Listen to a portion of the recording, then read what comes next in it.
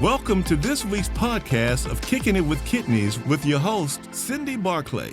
Hey, Cindy, take it away. Well, hello out there, and welcome to another episode of Kicking It with Kidneys. I am Cindy Barclay, your host, and we have another exciting show for you today. Now, joining me today for our discussion are longtime friends and colleagues. We have Marianne Wilson, who's a dialysis entrepreneur, as well as a registered nurse. We have Rita Williams, who is a licensed renal social worker, 𝐦𝐤𝐤𝐿, a master's prepared sociologist, and of course, 𝐜𝐨𝐬𝐵, who holds an MBA in business administration.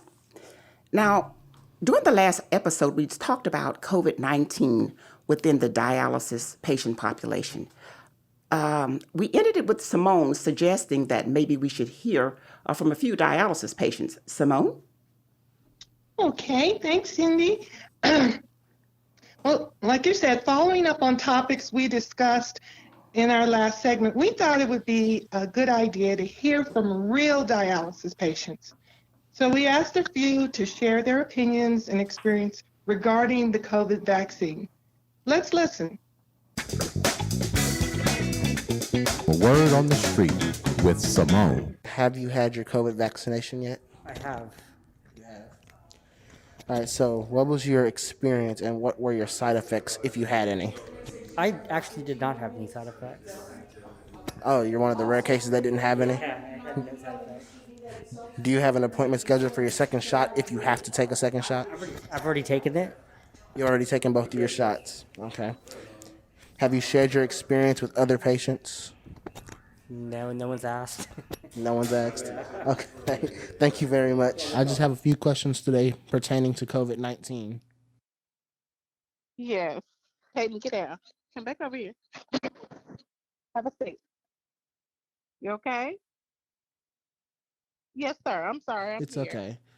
The first question is, have you had your COVID vaccination yet? No. You have not. Why is that? No. I don't have time. I got kids. I got grandkids. It's just time is not there. I just don't have time. What would be the best way to aid you in finding time to get your vaccination?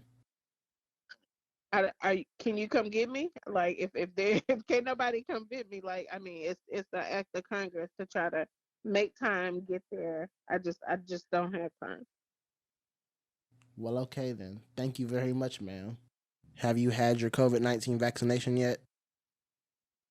No, I have not. Why have you not had your vaccination? The reason I have not had the vaccination yet, and I won't be taking the vaccination, because one, look at the history of medicine and African American people in this country. There's a book called Medical Apartheid by Harriet A. Washington. Two, that vaccine, they created too quickly. Okay, in other words, they didn't get a chance to see how it would be, what the symptoms would be, or how it would react in animals such as the mice and the hamsters they use. So right now they're using human beings as the guinea pigs. Think about it. They did it too quickly. And three, if they were that sure about it, then why would they ask for, I guess, immunity where you cannot sue, the doctors or the makers of those vaccines? So they felt that sure about it. And four, I heard the great Bill Gates himself stated he's not taking it, nor is his children. So if Bill Gates not going to take it, nor his children, that's something they're not telling the general public. And four, I take my vitamin C, my zinc, and my black seed oil along with my elderberry juice, and I stay prayed up. So no, I won't be taking it. Those are the reasons why. All right, Simone, let's hear from you. Yes, ma'am. Well, first of all, let me say, I think what we heard represents a good cross-section of dialysis patients.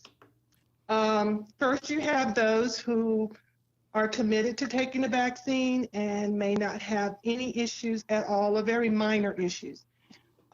Secondly, you have those who aren't opposed to taking the vaccine, but they face obstacles and challenges that have to be addressed before they can move forward.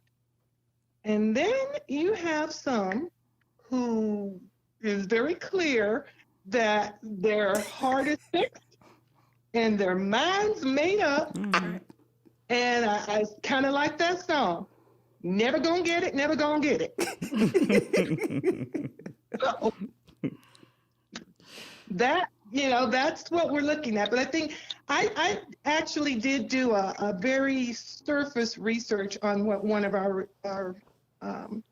respondents said, and it really is terrifying. Some of the information, the counter information. I don't want to say misinformation. I'll say counter information that's out there, and that's something that those of us who want to present the opposite side, we're going to have to address that. We didn't talk about that last time, about being one of the challenges that we face in getting information to the community is the kind of counter information that's out there that people believe in.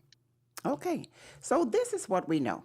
There are approximately 330 million U.S. citizens. Patients undergoing dialysis account for less than 1%. Now, we have some updates from the United States Renal Data Systems for the year 2020, their data annual report. There are about 785,000 patients on dialysis. So we're looking at 70%, and then when you add another 18% to that or so that are Latino and Hispanics, we have about 88% of the patient population that's undergoing dialysis.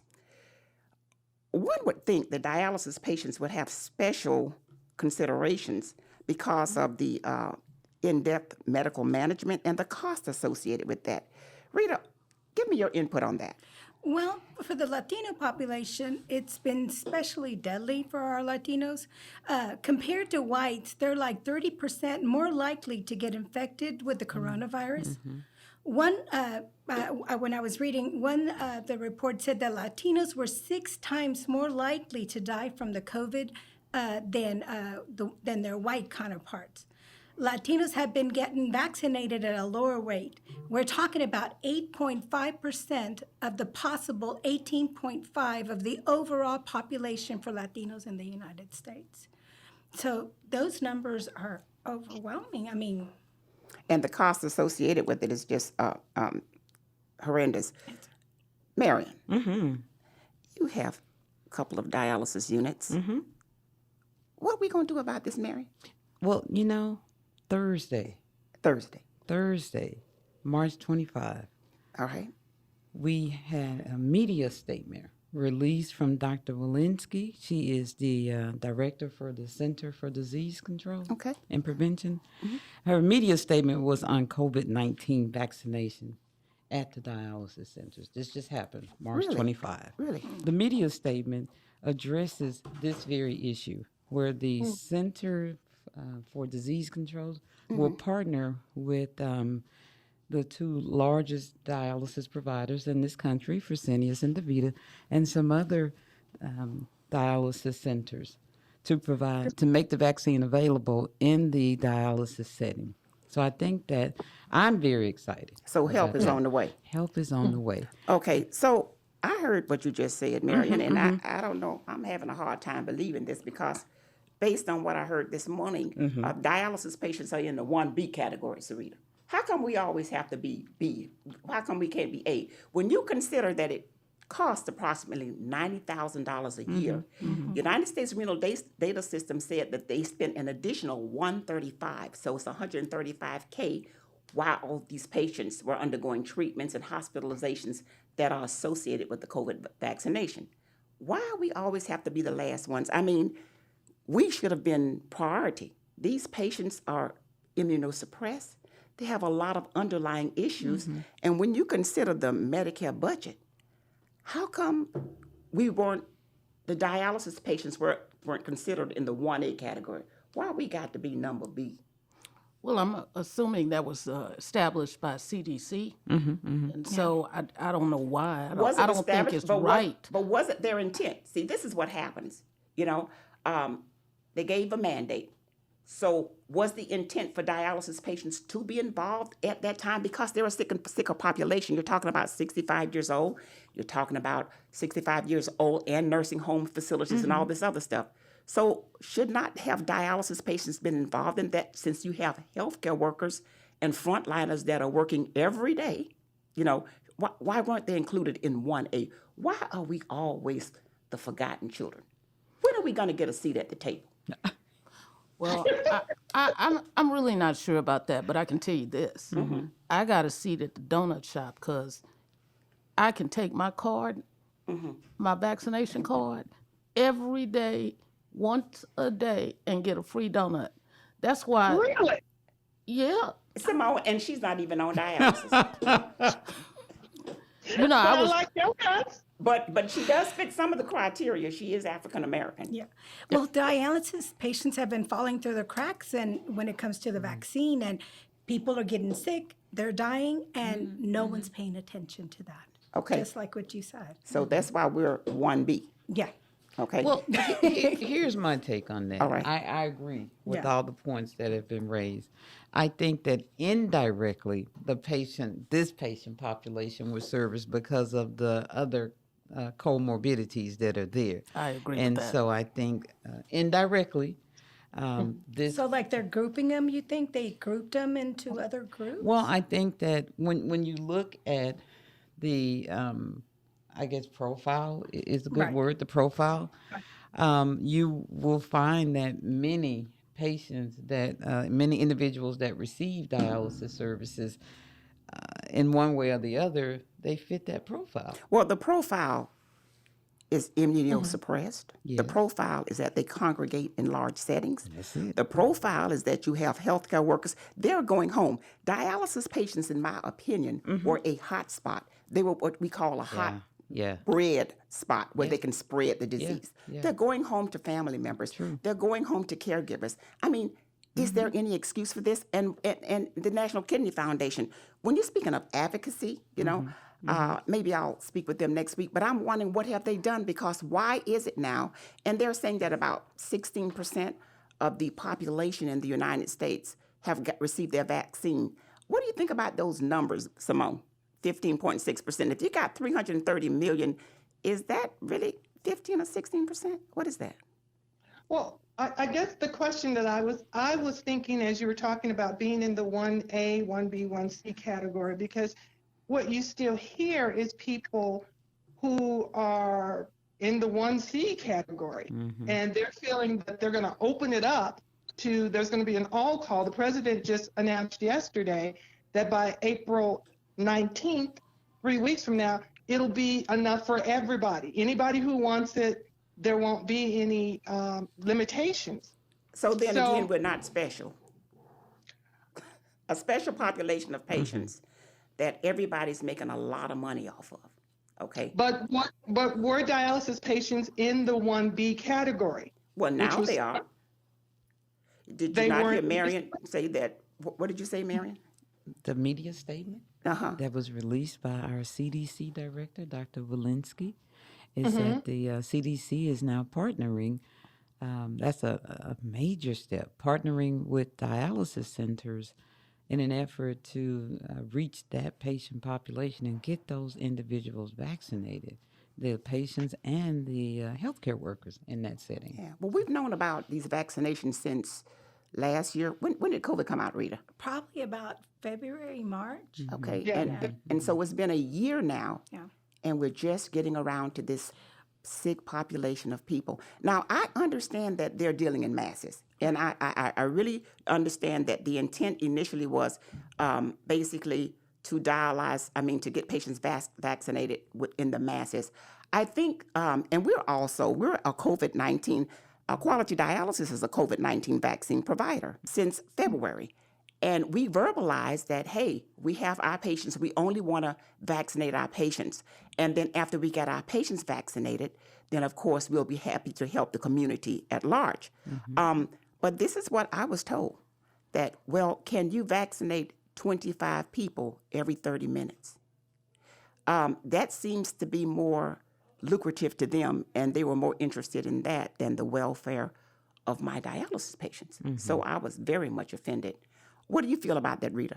I think, like you said, that number is a big number compared to what we can do in dialysis. I mean, our patients are used to getting vaccinations. We're not going to do 25 patients in 30 minutes because we take time. We talk to our patients. We tell them, hey, this is your vaccination you're getting. These are some of the results that may happen, or what can happen afterwards. We explain to our patients, we're not just sticking and running. Yes. I mean, because that's the way it is when you go get your COVID. You get stuck and you are sent on your way 10 minutes after or 15. Yeah. So you're saying that was another missed opportunity. Yeah.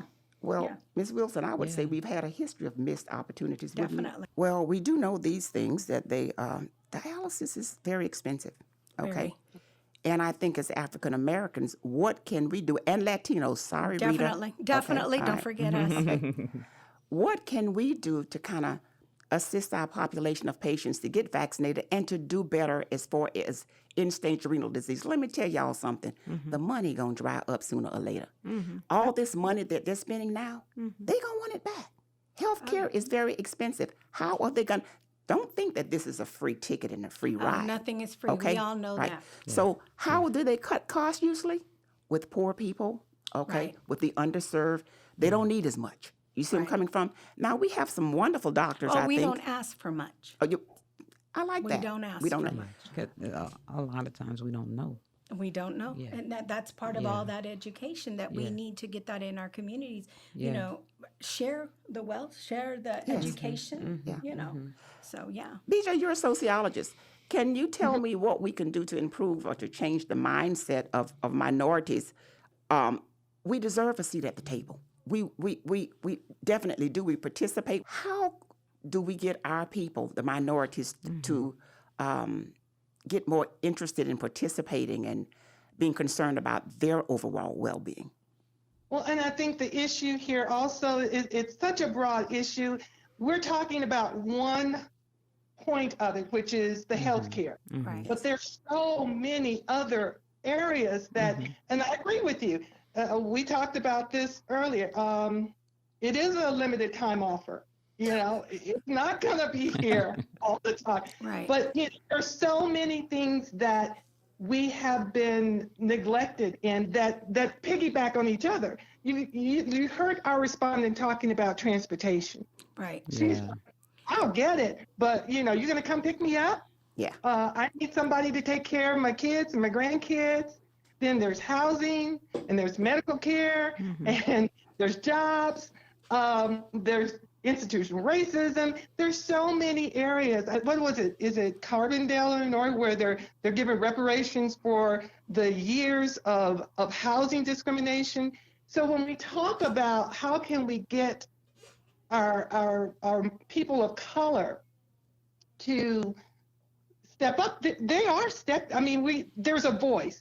Well, let me put it this way: there's an ear. Now, how long that ear and opportunities open, I don't know. But right now, those issues are being brought to the forefront. That we're talking about, food deserts where people can't get, just basic needs: housing, food, shelter, employment, education. Right. Simone, I know that for the Latinos, and, I've talked to my other Latino social workers, that what it is that the vaccination delivery system was designed for people who have computers or who have phones, who speak English, who have their own transportation, who have flexible schedules and do not, fear of being arrested or deported. That is what our community as Latinos, as all minorities, that is, like you said, a lot of that is what we're fearing. And it is a true fear for our community. I look at the Native American community because I live in a state where we have a huge population of Native Americans.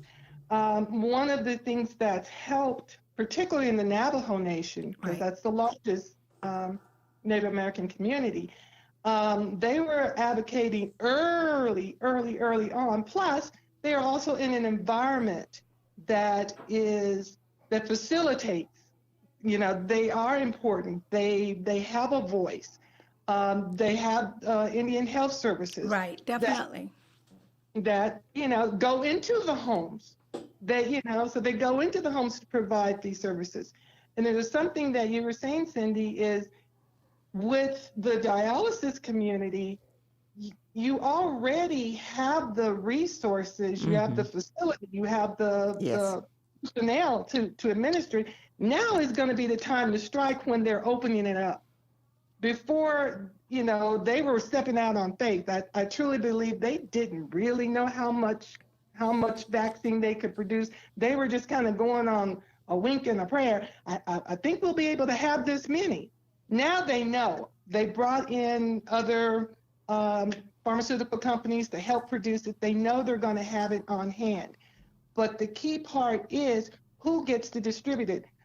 President Biden said 20,000 pharmacists are going to come on board to do it.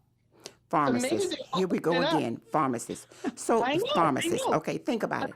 We got the hospitals. Now we got Publix, and we have Walgreens and all these other places. Walmart. Yeah. These people are pharmacists. You have nurses available.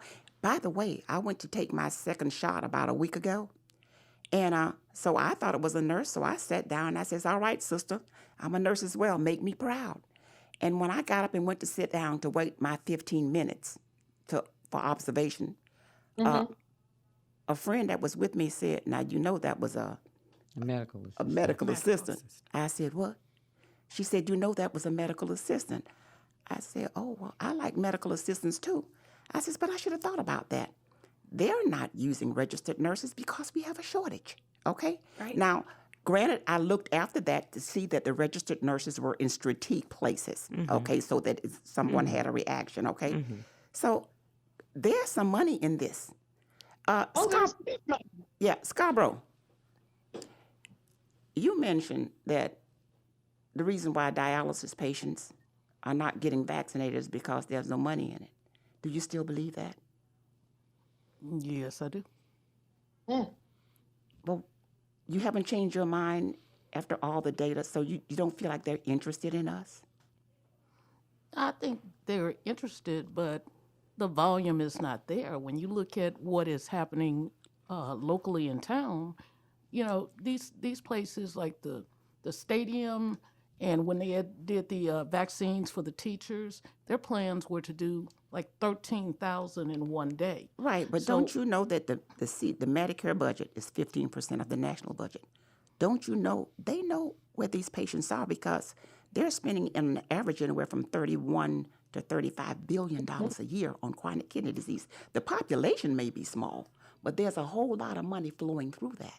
Well, sure, but I think if that's the case, last week I kind of got beat up a little bit because I talked about the doctors. I guess this week I'm going to talk about the network this week because the networks know where the patients are. The networks cover certain states, right? And so we talked about the Ms. Rita mentioned the technology issue and everything like that. Why didn't the network take it upon themselves to reach out to the patients in each state and schedule an appointment at a certain location? I mean, somebody's got to coordinate it. Yeah. Well, what I get every week, probably from the network on a weekly basis or whatever, updates. This is what's going on. Right. But it's nothing about what we are doing at the network or at the National Kidney Foundation, who are basically our advocates. You know what I'm trying to say? Right. The National Kidney Foundation does great work. Don't get me wrong. But in this case, I'm going to need them to step up. Well, I know that the reporting systems that you guys use in the dialysis industry, they have all the data in the system. They need to offer an instruction to somebody to say, contact these patients and schedule them for a location. And we'll have a day just like the teachers do and everybody else, and they can go on that day. I don't see why that's so hard.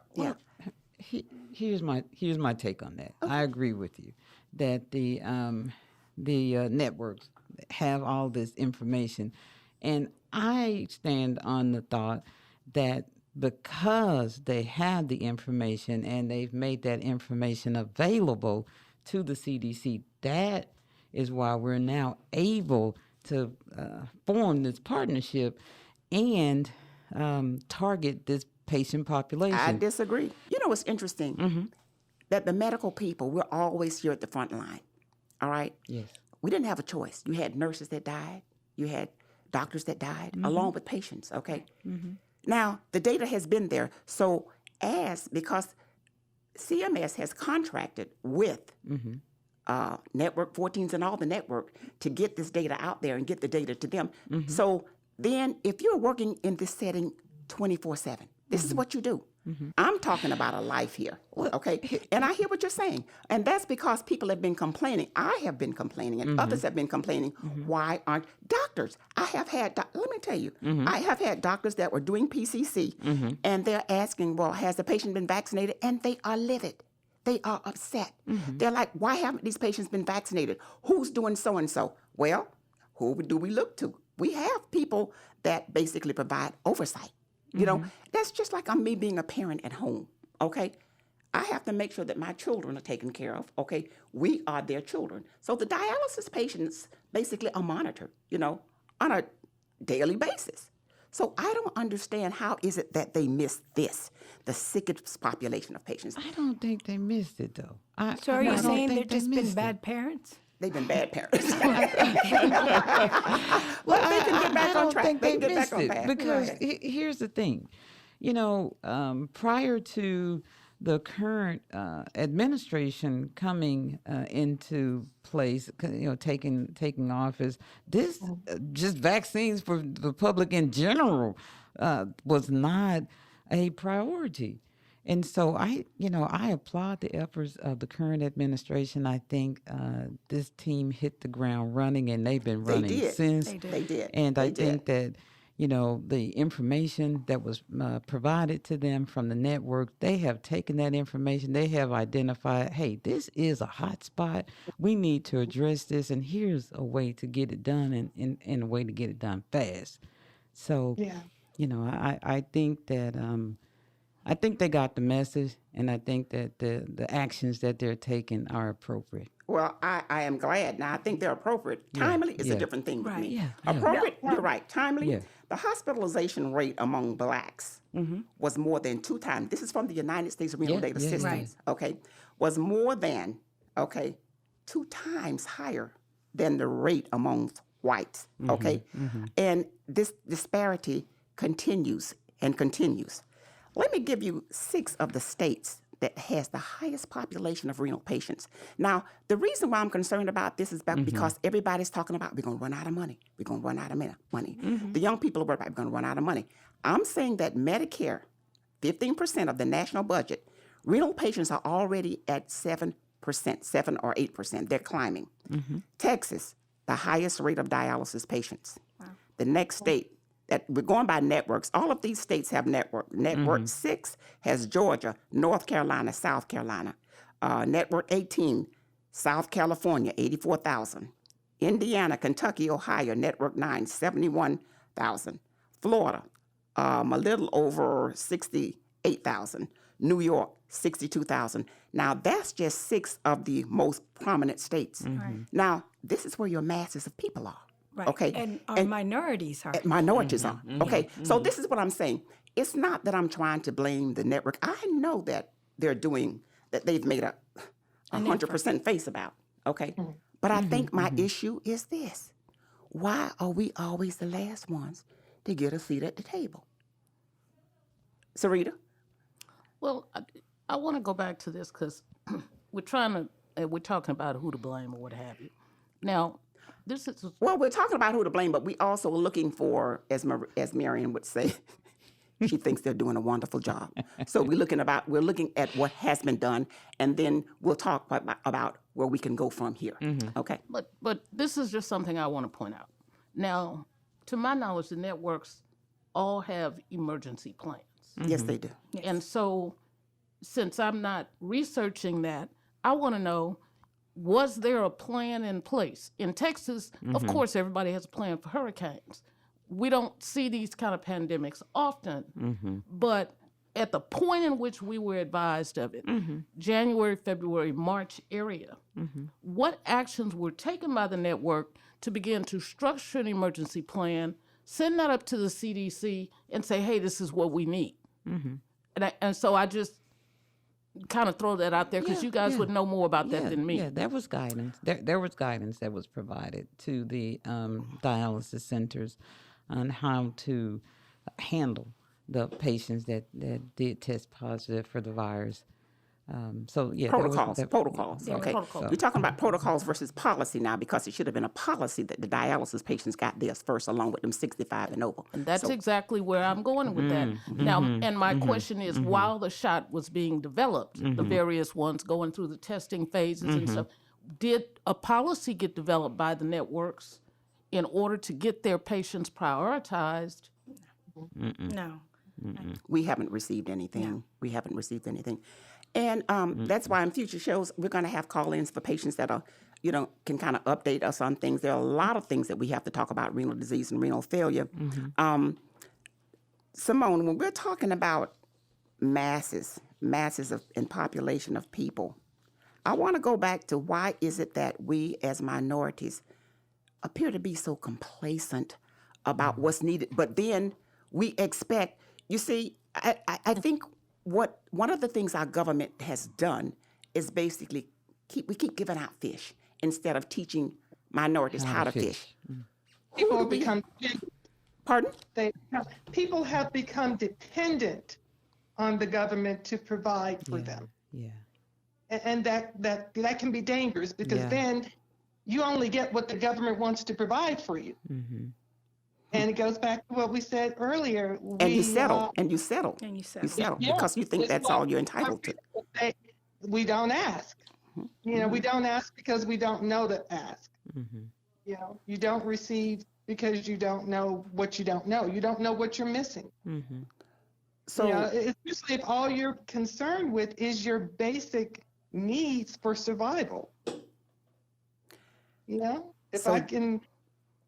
we settle for too less? I mean, we've certainly participated in the system, the U.S. system. We certainly have had lots of participation.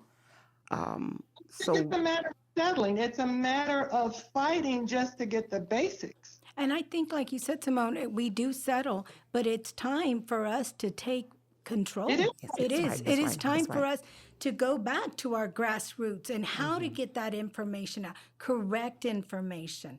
I mean, because a lot of our families and people in general do social media, and do you know how much misinformation is out there?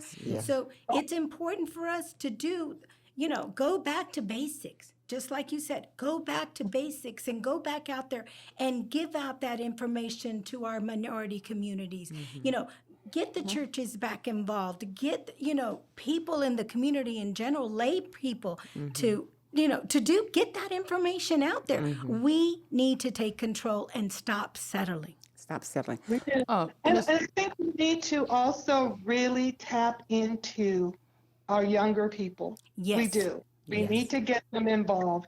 Those of us who've seen a few settings of the sun, we know, we understand. But the young people, I think we really have to target them because they also have that information resource. They Definitely. know how to get out there, and we do in many of our families of color. It's multi-generational families that live together. That is what we're going to have to target.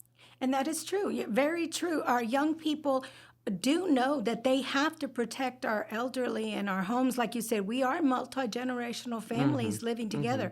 We know we have to have our abuela and abuelos. We can't have them, our grandparents, not being, in the community. We make sure we go get them their groceries and stuff like that. But like we've talked, we are the frontline workers as well. And we bring this home to our grandparents. And I think you heard that. You heard that a lot.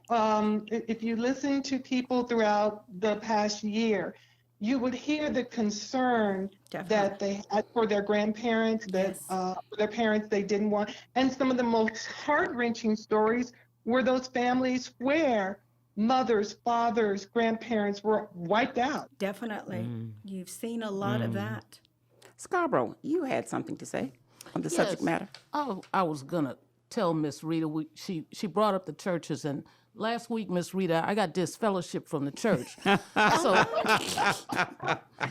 So this week, because in honor of Holy Week, I was gonna wear my Easter suit for Miss Marion. And I found out as a result of the COVID, my Easter suit wouldn't fit. Miss Marion, I was gonna wear that Easter suit for you today, girl. COVID-15 hit us. I got the COVID-15. That's right. I tell you. So, what do you think the possibility of us getting more involved, or what do you see as the future of the churches as far as minorities? Was that a growl? I'm hearing was that? I didn't know what was a growl or bark. I think it was a growl. Okay, you know. Now I'm him and him. What is the possibility of the community coming together and the church involvement? You know, with our pastors and working together. Well, I'm not quite certain about that. I know some of them are beginning to open, and I know some are opening because of Easter Sunday. Okay. So I think they've been more concerned about getting those collection plates ringing. Nope. And there you go.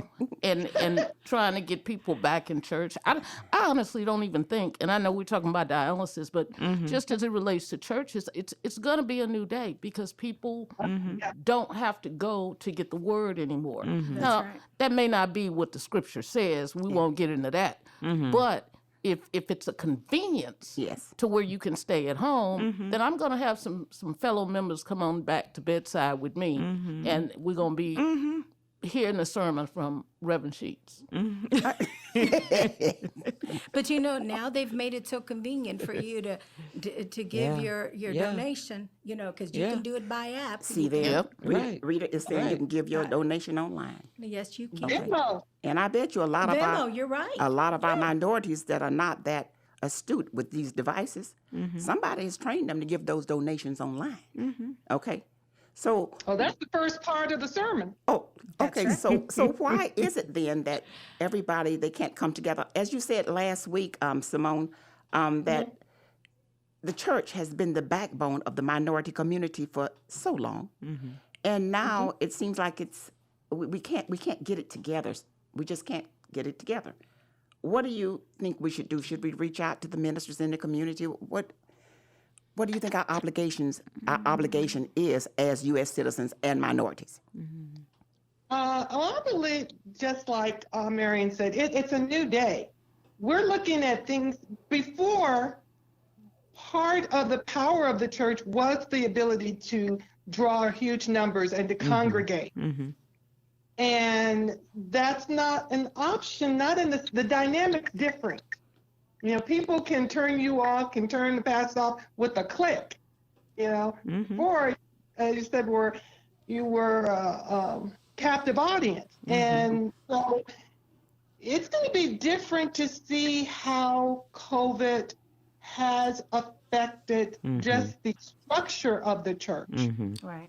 So, you know, and I agree. One of the issues is being able for them to pull those funds in. I don't know how much emphasis is going to be put on other social responsibilities, you know, and putting out the information about dialysis patients and how health and wellness, that may fall below on the list of priorities right now.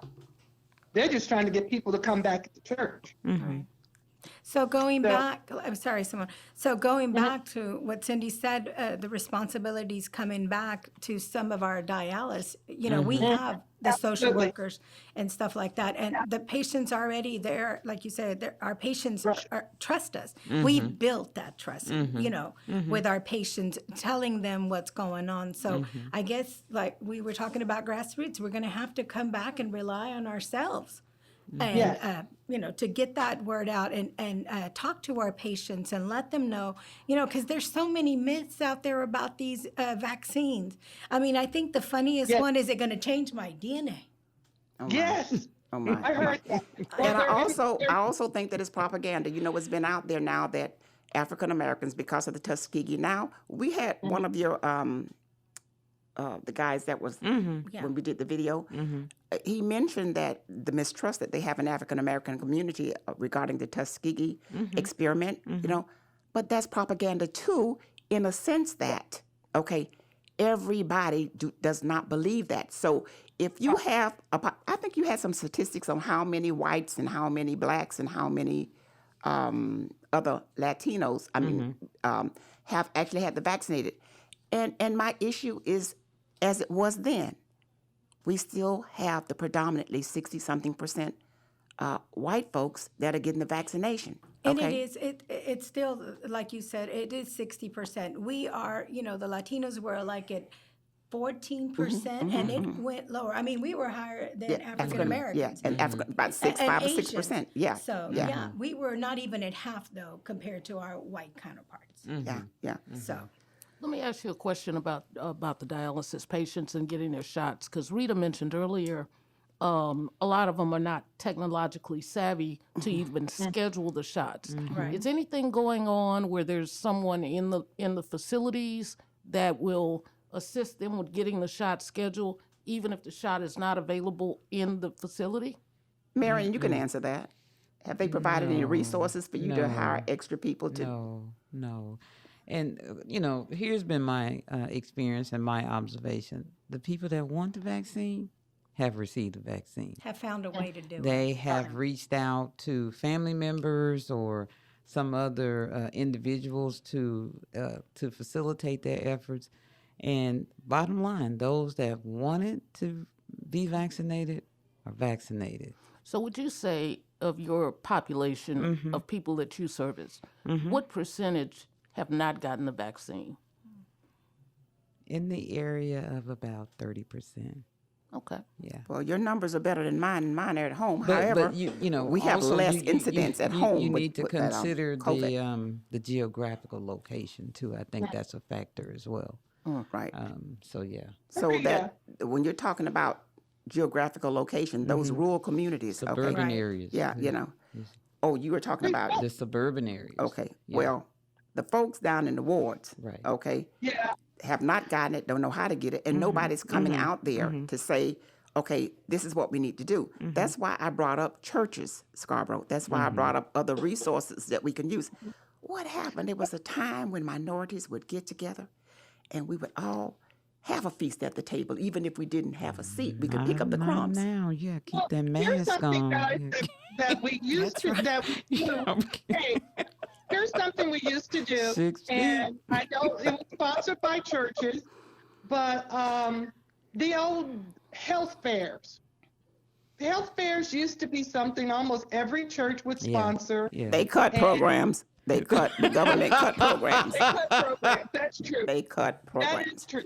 But, you know, the health fairs were where you could get your blood pressure done, you could get your cholesterol done, and you know, get your COVID vaccine. And maybe that won't be so far-fetched when we have the supplies.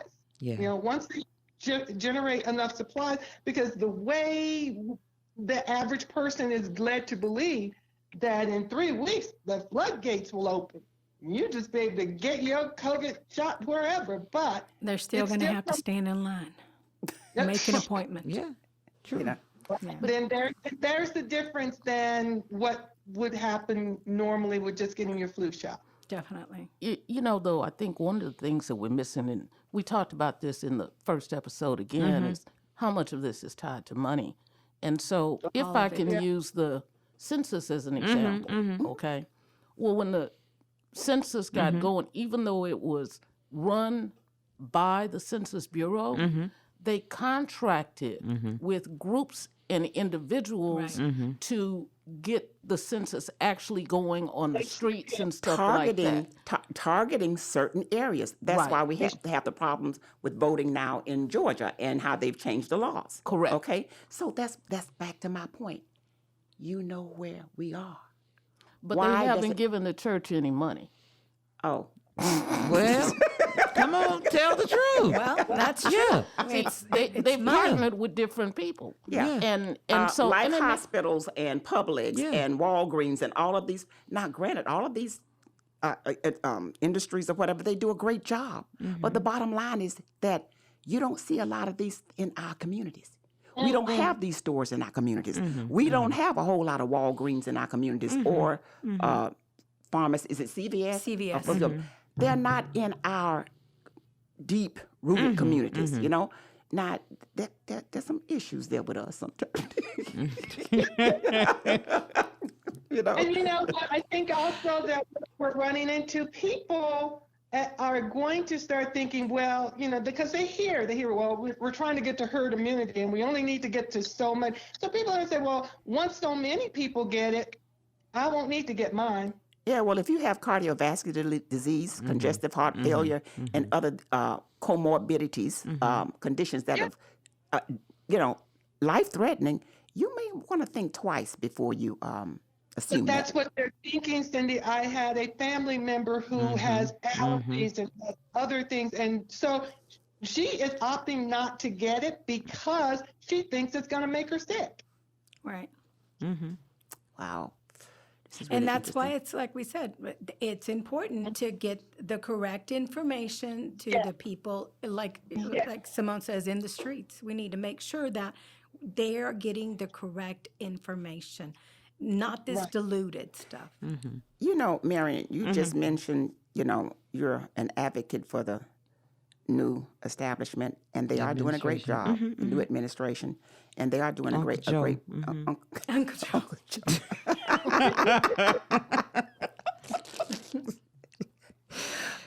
And they are doing a great job. I wonder, do you think any of these programs that were dismissed under the previous administration, do you think that I think that would help tremendously, okay? You know, a lot of these parents, and this is not for only dialysis patients, but this is other minorities, they need to work. These kids have been doing virtual learning by computer. I walked in on a kid the other day, and he had gone to sleep. Okay, the teacher just talking. So there's going to be another deficit. What I'm saying is that why are there so many disparities in our community? And do you think that any of these programs are going to come back with Uncle Joe? I think eventually, yes. I think, you know, they had a big task in front of them. And I think that eventually we will start to see some major improvements in many areas. I really believe that. I mean, to know that this administration took office in January and we're in March and we're already establishing partnerships to address this very issue of providing vaccines to the dialysis population, that's promising. Okay. So I think that we're going to see some headway. It's going to take some time. Definitely. Do we it's going to have take time? some resources. Is that realistic? Because, you know, yes, 2024, is that the new that's round of realistic. Okay. Yes, that, as the kids say, that's real talk. That's real. Gotta keep it real. Real talk.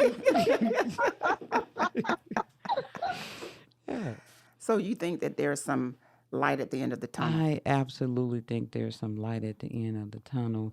When we look at where we are now compared to where we were this time last year, we're in a much better place. Is it perfect? No, but we are absolutely in a much better place. Yeah, because we're learning along the way. Right, We're learning along the way, Yeah. correcting our mistakes. And I think, like you Yes. said, the new administration, that's what they're doing, is taking that information Yes. and really listening to what is happening and not just, you know, putting it under the rug. They're Yes. actually learning from their mistakes. Absolutely. And Uncle moving Joe forward. Uncle Joe. and the crew. So we're going to conclude our segment here, and we'd like some final thoughts from our participants. Rita, let's hear from you first. I just think, like I said, learn from our mistakes and make those corrections along the way. Take some responsibility as an advocate and get the word out. I mean, just get the word out. Because nobody's going to really care about you. We have to take care of ourselves. That's right. That's right. That's right. That's right. Marion. Yes. Well, I said this last week, and I'll say it again today. I applaud your effort. I think this platform is an excellent platform to help forge the way in this area. And I think that as we continue the broadcast, I think the audience will grow, which means the information will be shared. And we can, that's we'll our way have of more getting it out there. impact. That's right. So I'm excited. And that's giving back, Cindy. Yes, You're giving it back. is. Yes. It's all about giving back. And we certainly have the resources. We have licensed people that that are educated, that we can provide that information to them. Okay. Scarborough, I really want to call you, but the last time I asked for your you mentioned something about food. Are you going to be able to articulate in thought what your thoughts are regarding COVID-19 Ms. Barkley, I vaccination? do have to tell you a little bit about food and thought before I get to my bottom line.